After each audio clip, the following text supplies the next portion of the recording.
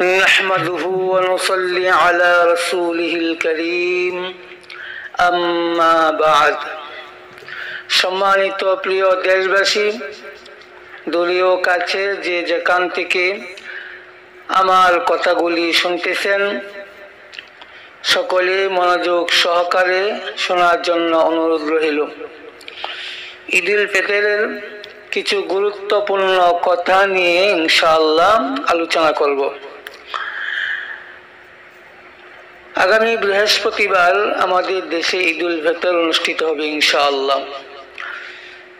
ঈদুল ফিতর কি? ঈদ এর দুইটা অর্থ, একটা হচ্ছে ঈদ, একটা অর্থ হচ্ছে ফিরে আসা। যেহেতু প্রতি বছর এই ঈদ আমাদের কাছে বারবার ফিরে আসে, আর তার আরেকটি অর্থ হচ্ছে খুশি উদযাপন করা, খুশি।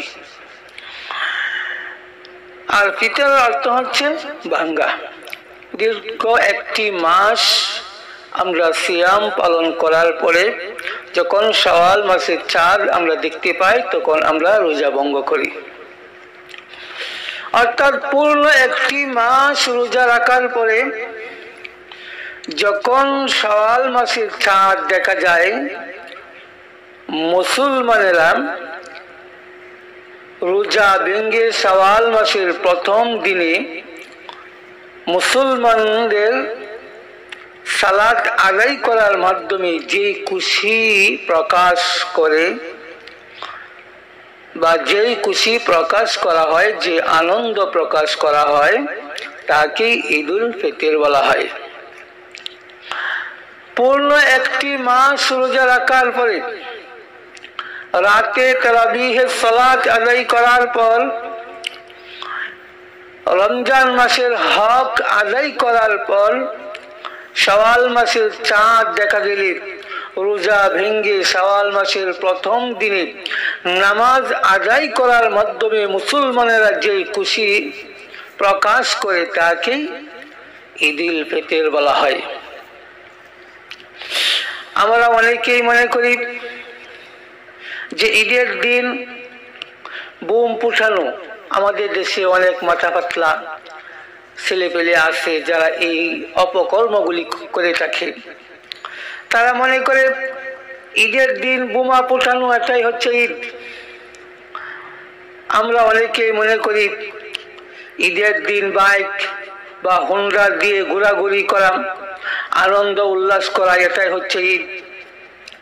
আমরা অনেকেই মনে করি ঈদের দিন বিভিন্ন পার্কে যাইয়া, বিভিন্ন মনোরম উদ্যানে আমরা যাইয়া যে ঘোরাঘুরি করি, এটাই হচ্ছে ঈদ। আমরা অনেকেই মনে করি ঈদের দিন নতুন ভালো মানের কাপড় পরে এদিক সেদিক ঘোরাঘুরি করা, এটাই হচ্ছে ঈদ। আমরা অনেকেই মনে করি ঈদের দিন সেমাই, পোলাও, খুরমা খাওয়াই হইল ঈদ। আমরা অনেকেই মনে করি ঈদের দিন একজন অপরজনের বাড়িতে গিয়ে সেজে গুজে গিয়ে দাওয়াত খাওয়ার নামই হচ্ছে ঈদ। বাস্তবে ঈদ বা ঈদের খুশি হলো পূর্ণ রমজান মাস। পূর্ণ রমজান মাস রমজানের ডিউটি পালন করার পরে ঈদের দিন আগে আগে ঘুম থেকে উঠে জাগ্রত হয়ে ফজরের সালাত আদায় করার পরে ভালো মতন গোসল করে আতর, সুগন্ধি, খুশবু জামা কাপড় ব্যবহার করে ঈদের মাঠে যাওয়ার আগে মিষ্টি জাতীয় কিছু খাবার খেয়ে শরীয়ত সম্মত সাজগুজ করে সকাল সকাল ঈদগাহে যে পায়ে হেঁটে হেঁটে ঈদগাহে যে ঈদের নামাজ আদায় করে আল্লাহ তাআলার কাছ থেকে পূর্ণ এক মাস ডিউটি পালন করার বিনিময়ে আনার নামই হইল ঈদ বা খুশি।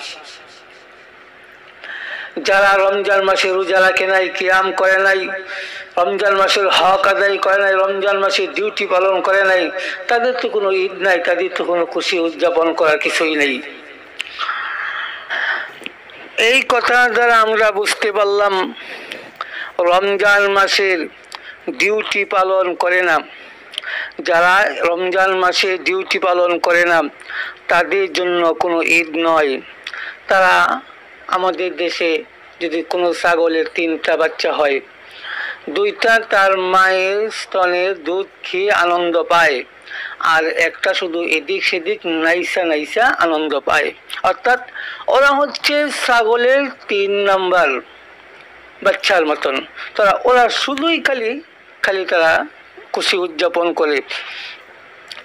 আর দেশের যারা রমজান মাসে ডিউটি পালন করে নাই, তারা যে আনন্দ উপভোগ করে, তারা যেই পরিমাণ খুশি, যারা রমজান মাসের পুরাপুরি ডিউটি পালন করেছে তাদের এত খুশি দেখা যায় না।